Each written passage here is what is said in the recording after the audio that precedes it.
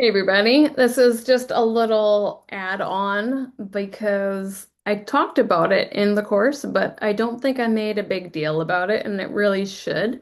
If you were doing tea ceremonies, the participants of your tea ceremonies, whether you're doing Cha Dao or Gong Fu Cha, they shouldn't be doing any of the moves for you. So for like at the beginning of a tea ceremony, you take your cups and you bring it out and you wash them. Same thing for Gong Cha and Chat Out. And at the end, you take them, you stack them, you bring them to the side. Same for Gong Cha and Chat Out. Your tea participants shouldn't be doing that. They should not be doing it. They should be letting you host as a tea host. That's part of your responsibility is to host the space. So I know that it's really normal to have eager cleaners in tea ceremonies, and they can already see that you're going to clean up and they want to clean up for you. Um, Both Gongbucha and Chadao, you do the setup and the cleanup. So even though Gongbucha is a more social tea ceremony, so you can chat when you're doing it the whole way, whereas Chadao, you're quiet for the first bit. Both of them, you should be doing all of the tea hosting.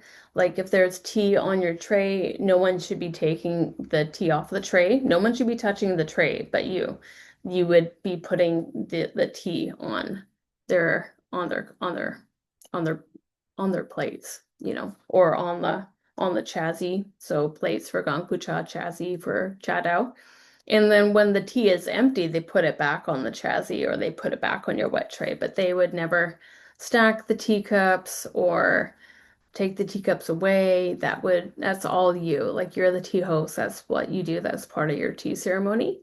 So yeah, I mean, for Gangpucha, if you had a bunch of tea ceremony supplies and you needed help carrying them upstairs, that would be allowed. Um, but for Chadao, if you wanted to get really strict, like you were supposed to do that all yourself.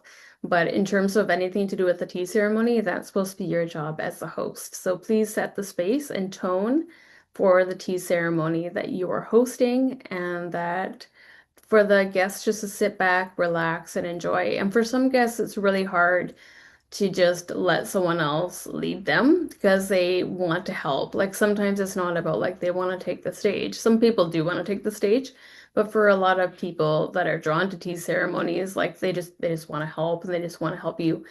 I can stack the bowls and put them away, and you have to be like, no, that's my job. Don't, let me host. This is my job as a host, and you do have to facilitate hosting. And I talk a lot about like how to do the tea ceremonies, which is important. It's important to know the techniques, but it's also important to know how to facilitate.